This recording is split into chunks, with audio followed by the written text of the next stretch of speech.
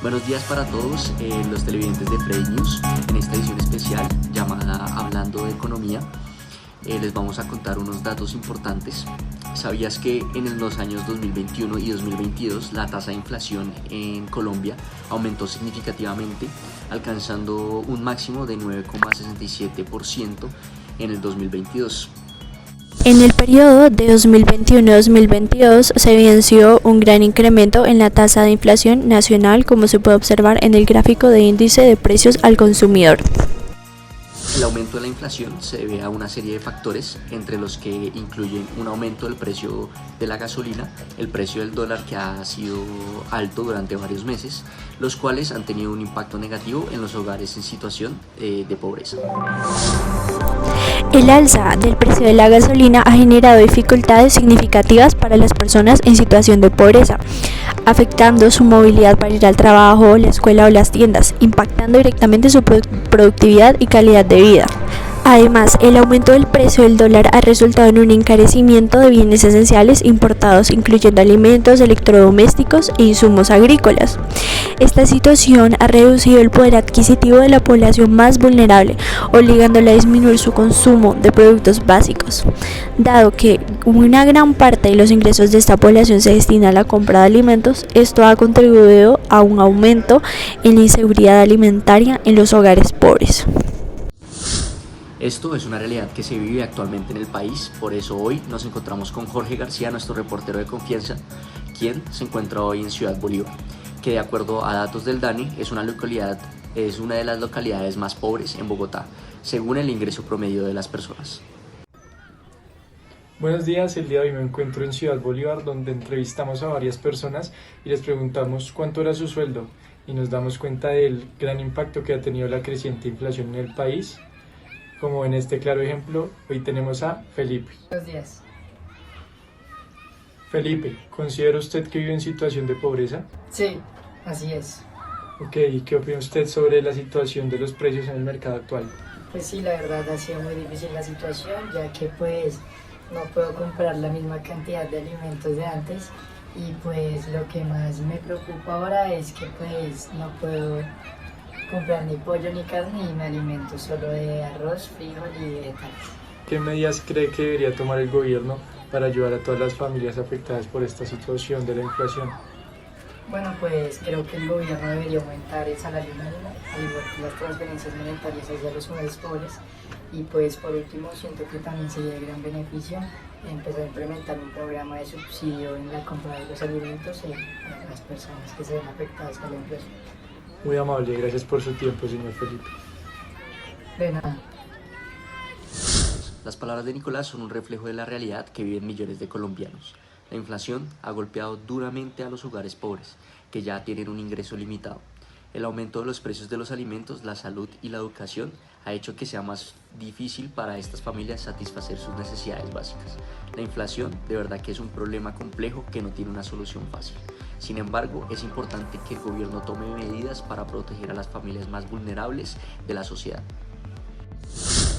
Gracias a otros datos proporcionados por el DANE podemos evidenciar en el gráfico que se ve en pantalla que la división de los alimentos y bebidas no alcohólicas presentó una variación del 27,02%, siendo la categoría en la que más aumentaron los precios en octubre del 2022 en comparación al año anterior.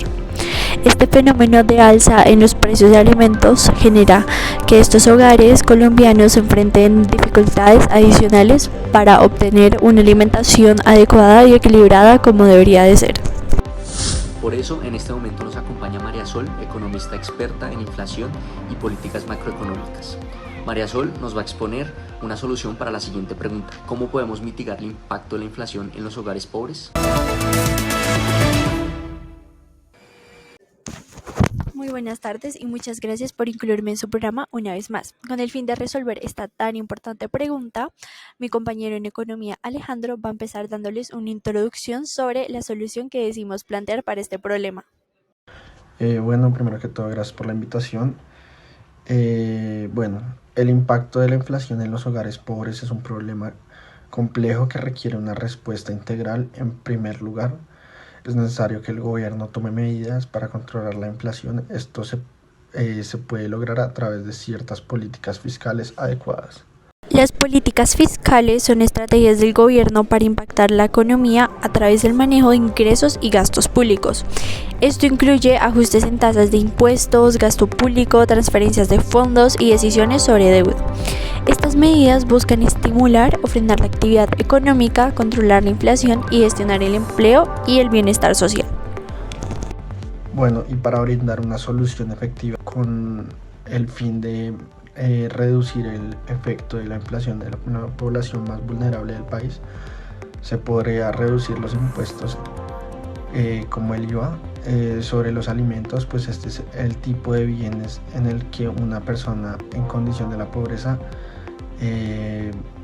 mayormente gasta de su ingreso. Muchas gracias, Alejandro. Ahora vamos a desglosar estos cambios y explicarlos gráficamente en el contexto del modelo ISLM con economía abierta.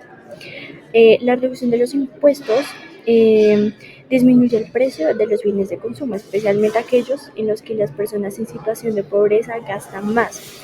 En el gráfico ISLM esto se traduce en un aumento en la demanda agregada que desplaza pues la curva IS hacia la derecha. El déficit fiscal se refleja. Cabe decir que hay un déficit fiscal porque el gasto se mantiene constante, pero los impuestos disminuyen. El déficit fiscal se refleja en una mayor demanda agregada en el mercado de dinero LM. La mayor demanda presiona al alza de las tasas de interés. El equilibrio entre oferta y demanda de dinero se refleja en el cruce de las curvas LM y la nueva LS. También la disminución del ahorro público y el aumento del ahorro privado implican una disminución en el ahorro total. La tasa de interés aumenta ya que hay menos ahorro disponible en el mercado. Este aumento en la tasa de interés en Colombia trae flujos de dinero extranjero. También cabe destacar que por el incentivo de la tasa de interés entran flujos del dinero al país, bajando el tipo de cambio nominal. El tipo de cambio real dependería de cuál cambio es mayor, si el cambio en los precios internos o el cambio en el tipo de cambio nominal. Como en el corto plazo el tipo de cambio nominal es muy volátil, supondremos que el tipo de cambio nominal se deprecia y que la moneda local se aprecia proporcionalmente más que el cambio en los precios. Entonces el tipo de cambio real se deprecia. Esto se representa en el mercado de divisas con una apreciación de la moneda local. La depreciación del tipo de cambio real hace que las exportaciones sean más atractivas y que las importaciones sean más costosas.